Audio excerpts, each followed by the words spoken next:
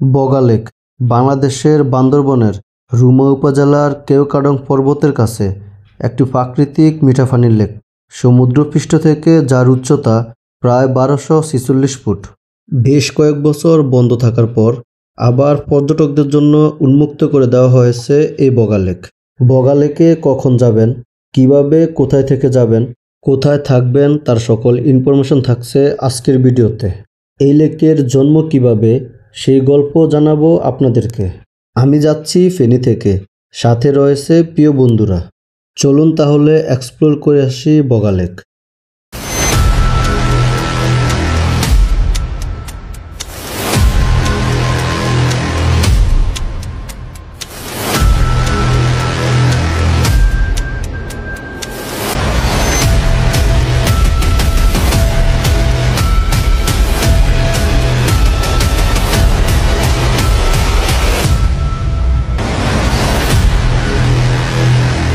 আমরা এখন আছি মিরেশ্বরাইয়ের ড্রাইভার হোটেলে।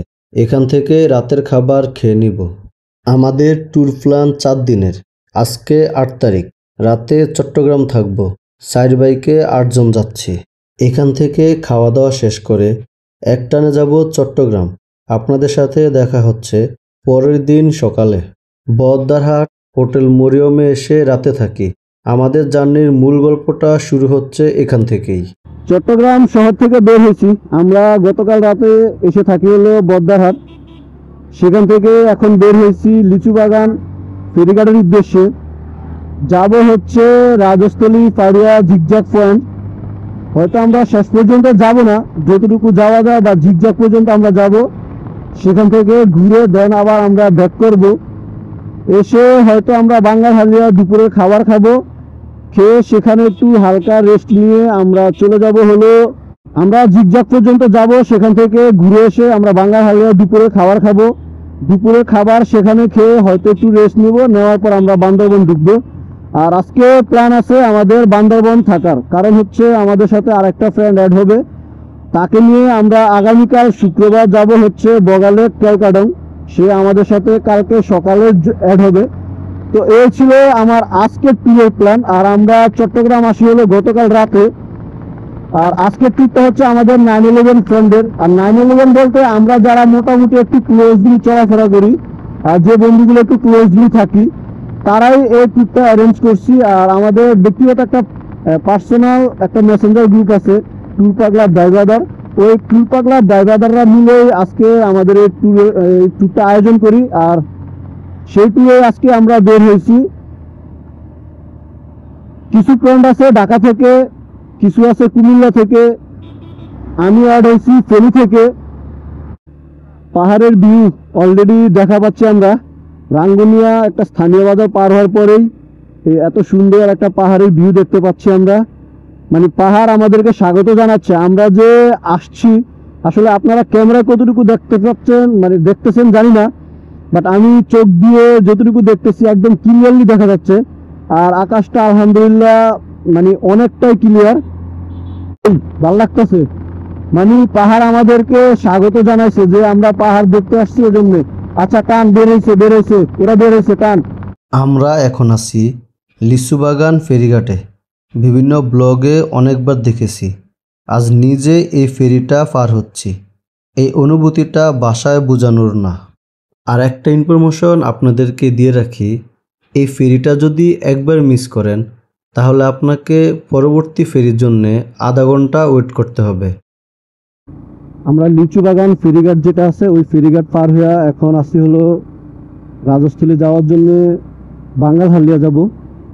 আর বাঙ্গাল হালিয়া গিয়ে আমরা সকালের নাস্তা করব, কারণ আমাদের নাস্তা এখনো করা হয় নাই। অলরেডি বাজে হচ্ছে 9:17, 9:15 বাজে। আছে বাঙ্গাল হালিয়া বাজার আছে, বাজারে খাওয়া যাইব। আবার দুপুরে খাবার ওখানে খাইতে হইব, কিন্তু দুপুরে খাবার আমাদের বাঙ্গাল হালিয়া খাইতে হইব।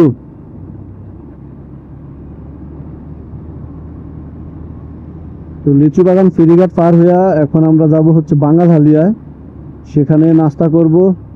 বাঙ্গাল হালিয়ার 5 কিলো বাঙ্গাল হালিয়া নাস্তা করে রাজস্থলী উপজেলা, রাঙ্গামাটি পার্বত্য জেলা আসতেছি রাজস্থলী তোমাকে দর্শন করার জন্য। নাস্তা করে সেখান থেকে আমরা রওনা দেব হচ্ছে রাজস্থলীর উদ্দেশ্যে। আর সেখানে আমাদের হালকা একটা ছোট বিরতিও হবে, নাস্তাও হবে। আর আমাদের সবার আইডি কার্ডগুলি ব্যাগে রাখা আছে, আর ব্যাগটা মোটামুটি বাঁধা। ওখানে আবার ব্যাগটা খুলবো, খুলে আইডি কার্ডগুলো বের করব, বের করে তারপর আবার ব্যাগগুলো বাঁধবো। একটু টুকটাক কাজ আছে, নাস্তা আছে, সব কিছু সেরে দেন আমরা রিল্যাক্সে চলে যাব হচ্ছে রাজস্থলী। আর রাজস্থলী আমরা জিগজ্যাগ পয়েন্ট পর্যন্ত যাব, এরপরে আর যাব না। প্রথমে ভেবেছি সকালে হালকা নাস্তা করে নেব, কিন্তু রাজস্থলীতে খাবারের ব্যবস্থা না থাকায় আমরা সকালে একটু বাড়ি খাবার দিয়ে নাস্তা করে নিচ্ছি, যেন আমরা দুপুর পর্যন্ত রিকভার করতে পারি। এই রাস্তাটা হচ্ছে বাঙ্গারহালিয়া থেকে বান্দরবন যাওয়ার রাস্তা, প্রায় এখানে 26 কিলোমিটার। আমি এর আগে কখনো এই রাস্তা রাইড করা হয় নাই, এই ফার্স্ট টাইম এই রাস্তা রাইড করতেছি। তো এটা একদিক থেকে যেমন একটু খুশির সংবাদ, অন্যদিক থেকে আবার একটু দুঃসংবাদও। সেটা হচ্ছে এই রাস্তা আমার রাইড করতেই হতো, যেহেতু আমরা রাজস্থলীতে গেছি বা রাজস্থলীতে যাওয়ার প্ল্যানিং ছিল। তো আমার এই রাস্তা দিয়ে রাইড করে বান্দরবন আসতেই হতো। কিন্তু দুঃখের বিষয় হলো পাহাড়ে ইউপিডিএ সদস্যের আক্রমণের কারণে আজকে হচ্ছে 9 তারিখ রাজস্থলী বন্ধ। সেখানে একটা সেনাবাহিনীর মিশন চলতেছে, যার বদলতে আমরা রাজস্থলী ঢুকতে পারি নাই। তো আমরা এখন আবার বাঙ্গারহালিয়া ব্যাক করে আসি, সেখান থেকে এখন আমরা যাচ্ছিল বান্দরবন।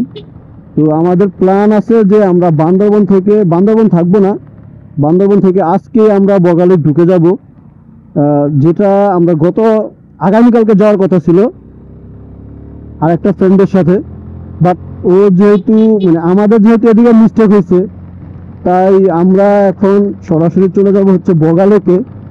হয়তোবা আমাদের 2000 টাকা বাড়তি খরচ হবে। সেটা হচ্ছে আমরা যদি আগামীকালকে যেতাম আমার ফ্রেন্ডের সাথে, তাহলে হয়তো যে গাইড আমরা নিতাম আমাদের ফিলেন হিসেবে গাইডকে নিয়ে যেতাম। বাট এখন ওই গাইড নিতে গেলে আমাদের 1500 টাকা গাইডের খরচ বাড়তি যাবে। আর সব কিছু ঠিক আছে। আসলে পাহাড় অনেক শান্তির জায়গা, আবার অনেক অশান্তির জায়গা। পাহাড়ের অবস্থাটা এমন, আকাশে মেঘ ধরে, যেমন আকাশের মেঘগুলো এই থাকে না। হঠাৎ দেখলাম যে পুরো সাদা মেঘ, আবার দেখলাম যে সব কালো মেঘ হয়ে গেছে। পাহাড়ের রংটাও ঠিক ওইরকমই, এই দেখি ভালো, আবার দেখি যে খারাপ। তো যার কারণে আমরা আজকে আর রাজস্থলী যাইতে পারি নাই। এখন আমরা ব্যাক করছি, ব্যাক করে আমরা এখন যাচ্ছি আজকে বগালেক ঢুকে যাবো, যেখানে আমাদের বগালেক যাওয়ার প্ল্যানিং ছিল আগামীকালকে, যাচ্ছি আজকে। বাঙ্গারহালিয়া থেকে শুরু করে বান্দরবন হয়ে এখন আসছি ওয়াই জংশনে। আমাদের হাতে যেহেতু সময় কম, সোজা চলে যাব রুমা বাজারে। চলে আসলাম রুমা বাজারে গাইড নেওয়ার জন্যে। রুমা বাজারের যেখান থেকে গাইড নিতে হয়, সেখান থেকে গাইডকে নিয়ে আমরা এখন আছি বগালেকের রাস্তায়। যেহেতু আমরা রাজস্থলী ঢুকতে পারি নাই, তাই আমরা আমাদের প্ল্যান চেঞ্জ করে আমরা চলে আসি বগালেকে। ফাইনালি সন্ধ্যা 6টার মধ্যে আমরা সবাই পৌঁছে যাই বগালেকে।